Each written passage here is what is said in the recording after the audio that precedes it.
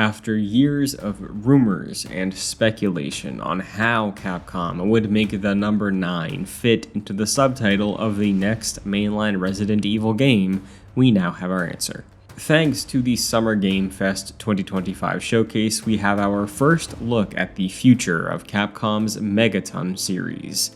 Here are the main takeaways of what Resident Evil Requiem is doing to build off the recent successful entries in the Resident Evil saga.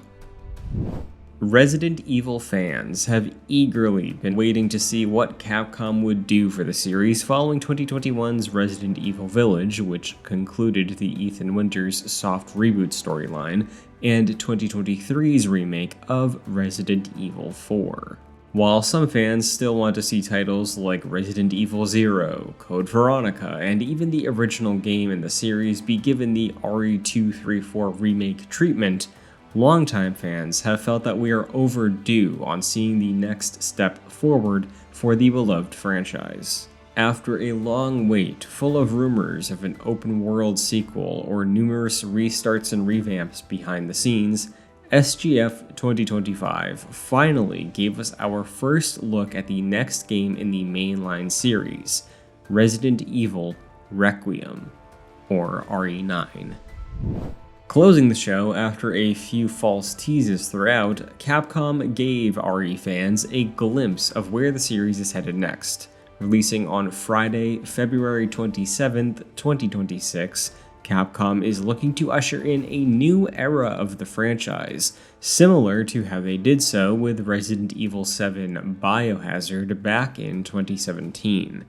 Only now, rather than shifting perspective and grounding the tone to a grimy Texas Chainsaw-inspired romp, RE9 is looking to combine, quote, a story with rich characters and gameplay that's more immersive than ever before.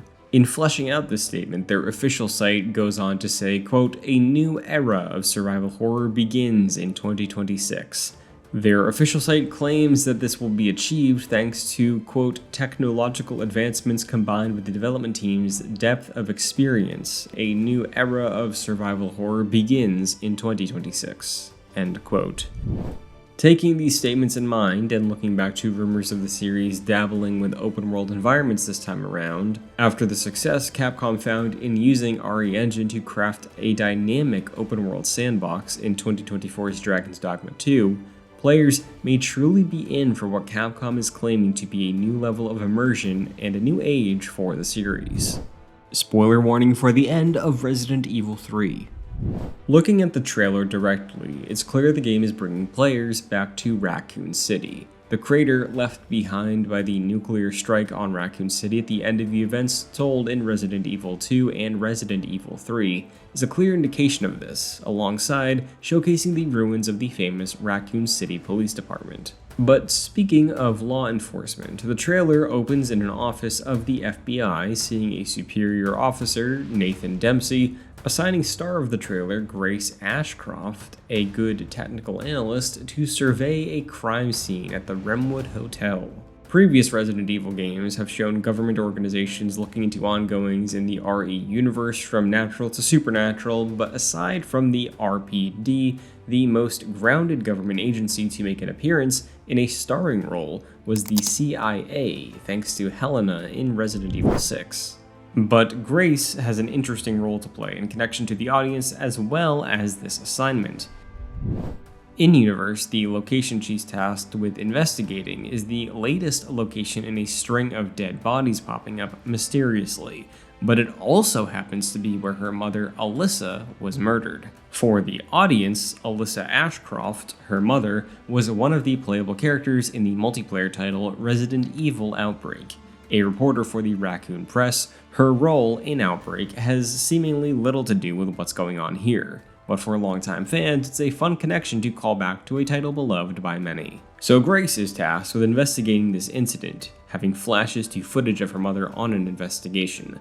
Then, the trailer also reveals a sickly, hooded man. Further on in the trailer, we see a few shots of another hooded figure murdering a man and another sickly-looking police officer.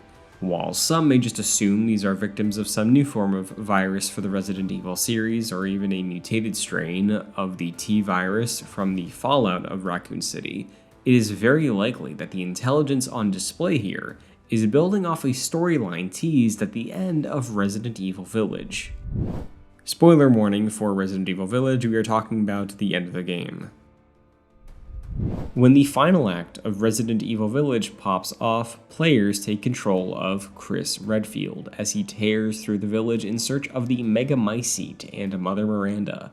Upon completing his objective and evacuating both Mia Winters and Rose from the active war zone they end up in, one of Chris's companions in Hound Wolf Squad reveals that one of the soldiers attacking ended up being a BSAA created bioweapon. For those not caught up on Resident Evil lore, Chris used to work for the BSAA, but the organization became corrupt. Their role?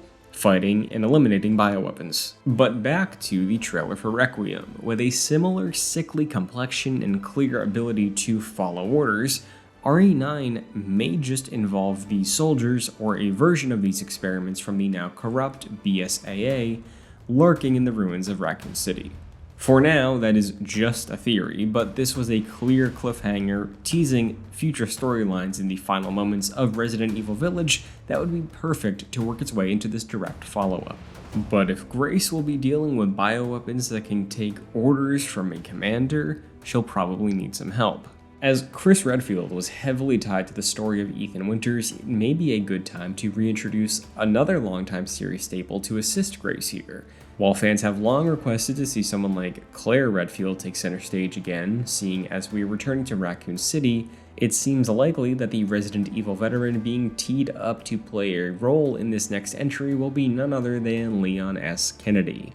Which would be fitting, seeing as if this is truly the direction the story will be taking for its monstrous enemies. Leon already has experience thanks to the events of Resident Evil 4, where he already dealt with a hive mind of sorts, with enhanced bioweapons at the disposal of a commanding presence. Whether this trailer is just serving as a red herring, Leon ends up being a co-star similar to RE2, that all remains to be seen, but seeing as he was directly involved with the culmination of the Raccoon City incident, which Grace's mother may or may not have been investigating before she was murdered, it would certainly line up to continue building off the storylines of Resident Evil 2 Remake, as well as 3, and even 4 and Village here.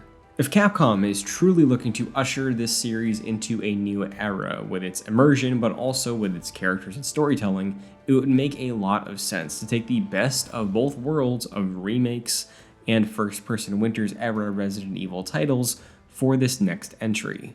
Based on these story teases and returning to a location both new and old fans are intimately familiar with at this point, it may be the best move the series has made since drastically changing things up with Resident Evil 7. Should everything line up and this new game connect with fans like Biohazard did back in 2017, we may be in for another incredible run of survival horror titles from Capcom. We still have a ways to go before Resident Evil Requiem releases on February 27, 2026, but in the meantime, what elements of the modern Resident Evil remakes and first-person titles do you hope to see RE9 take and build off of?